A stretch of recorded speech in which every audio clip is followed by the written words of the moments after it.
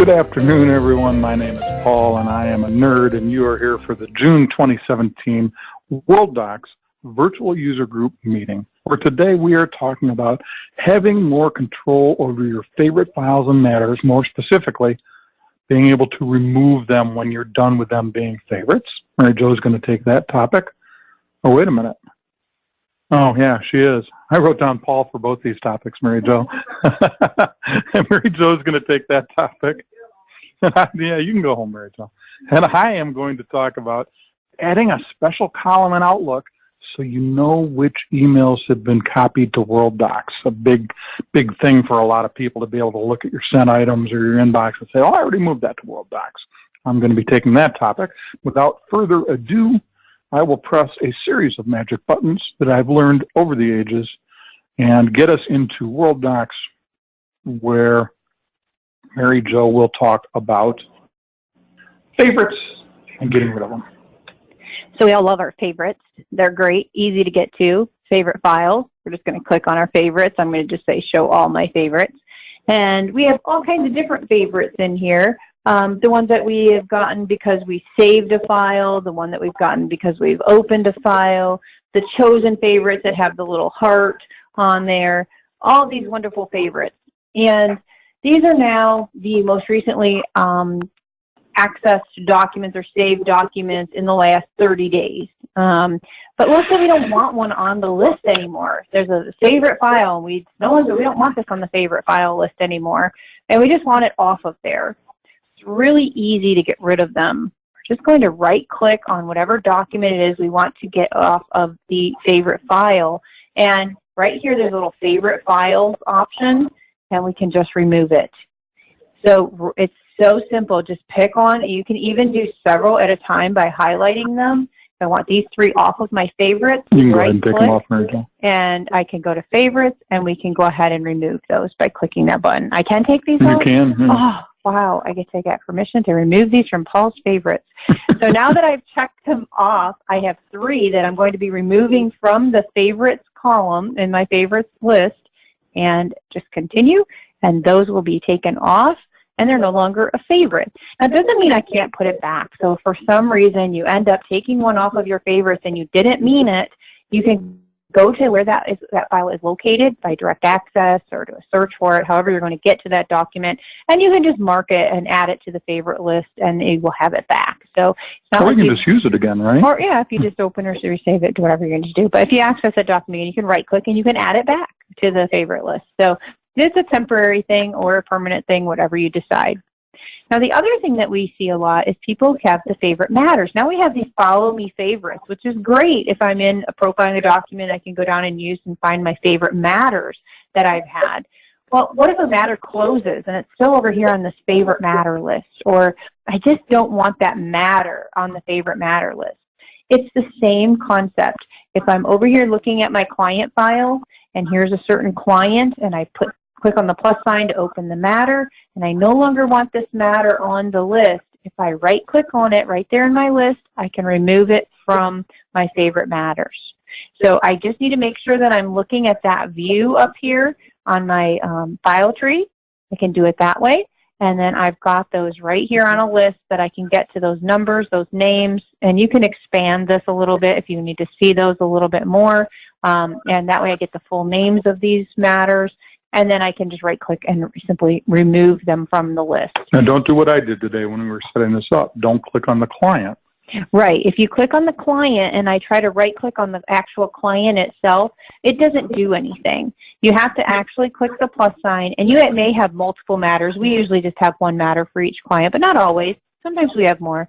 But you want to actually do the matter and remove that, because remember, it's your favorite matters that you're doing here. So just right-click, remove, and they will no longer appear on your list. Oh, well, that was simple. Very easy. Mine's simple too. So you're in Outlook, and you have set up so that maybe you've got a button over here that will take you to move copying something to Worldox, or you've got your Worldox ribbon here and you can copy to Worldox. Now I moved to Worldox, so that means that when when I have moved something to Worldox, it's no longer in Outlook. But there are a lot of people who don't want to do that. They want to leave a copy in Outlook for whatever reason, perfectly valid. And so they copy their emails to Worldox. The problem is they can't tell once they copy it to Worldox whether or not they have done that by looking at Outlook. But we discovered a way to do that. So I'm going to take this one, and I'm going to copy it to Worldox. And I'm going to put it in just the email cabinet in unclassified. And watch this field over here. You see that? I've got it shrunk down so it doesn't take up too much horizontal real estate in my Outlook inbox. But if I hover over it, it says copied to Worldox. It even tells you where to email / and then it gives the doc ID 104028 and then the extension .msg. So I can now see at a glance that this particular email has been copied to Worldox and none of the others that I can see have because they do not have anything in that column.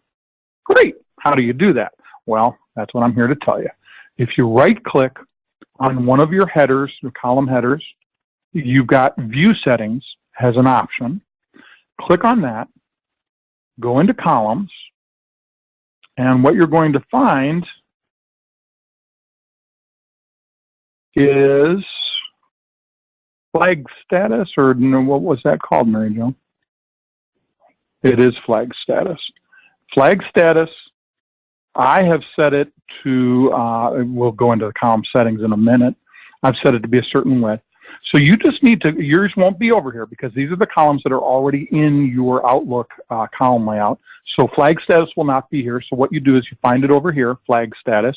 You click on add, you move it up or down until you get it someplace that's a good place for you to have it. Follow-up flag, I think you're right because it's right next to size. So you find follow-up flag, move it over here, and then you can, if you wish, go into Format Columns, go to Follow-up Flag, and give it a label because it comes with a default label of Worldox or Follow-Up Flag, and you want to change that to something like WD, something that makes sense and is short and sweet so it doesn't take too much horizontal real estate. You want to give it a specific width. I gave it 4.17. How's that for specific? I made it centered. And so now it looks nice and pretty, doesn't take up too much room.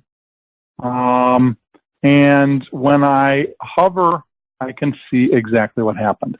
So those steps again, if you right-click on one of the column headers and go into View Settings, you go into Columns, you find Follow-Up Flag over here, because it won't be over here until you move it over there. You find it over here and add it, and then move it to where you want it, up or down.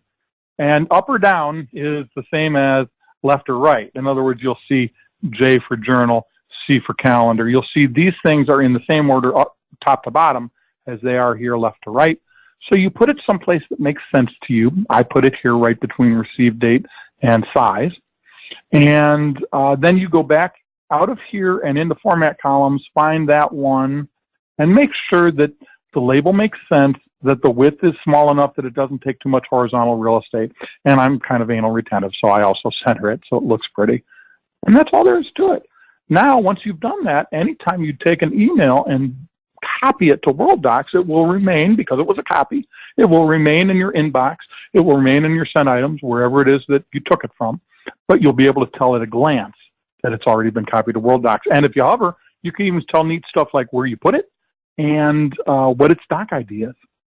Now, keep in mind, you need to do this to each box that you want. So you'll notice I don't have that column here because I haven't added it.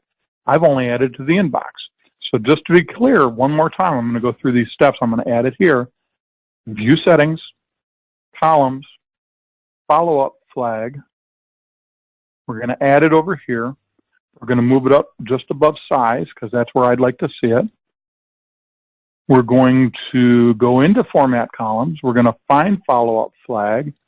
We're going to change it to something that makes sense because who knows what follow-up flag means, but WD, that's pretty good.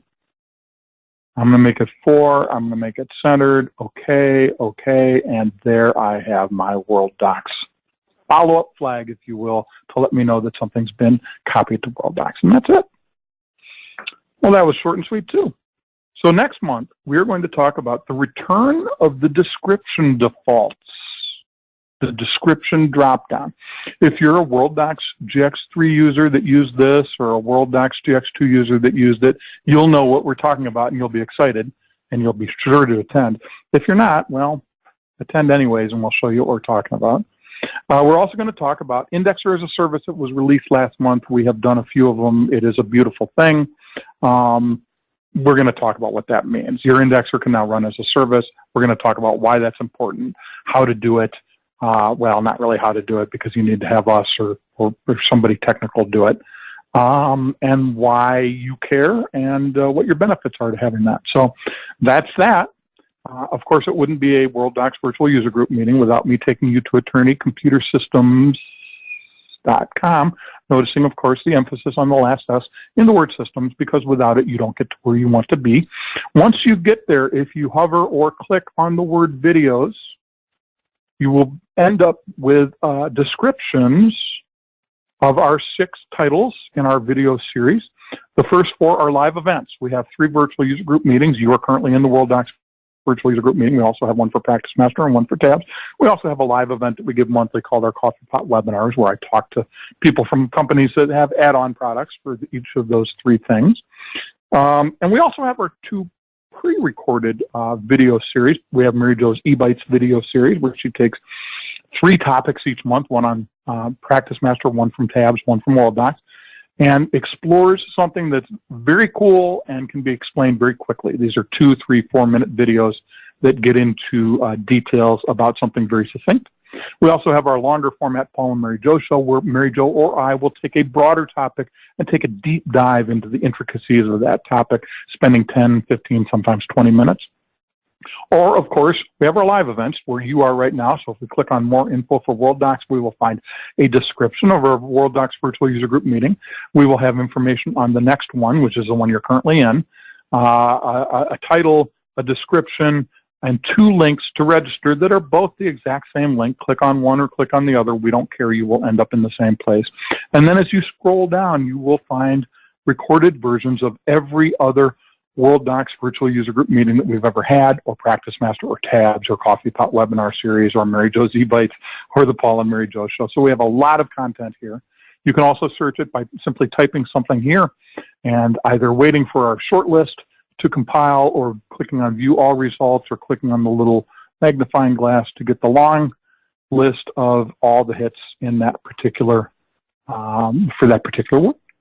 So there you have it. These are available 24 hours a day, 7 days a week, 365 days a year. So please take advantage of them. They're there for you to use. Everybody have a good rest of the day and a good rest of the month, and we will see you in July. Thanks, everybody. Bye-bye.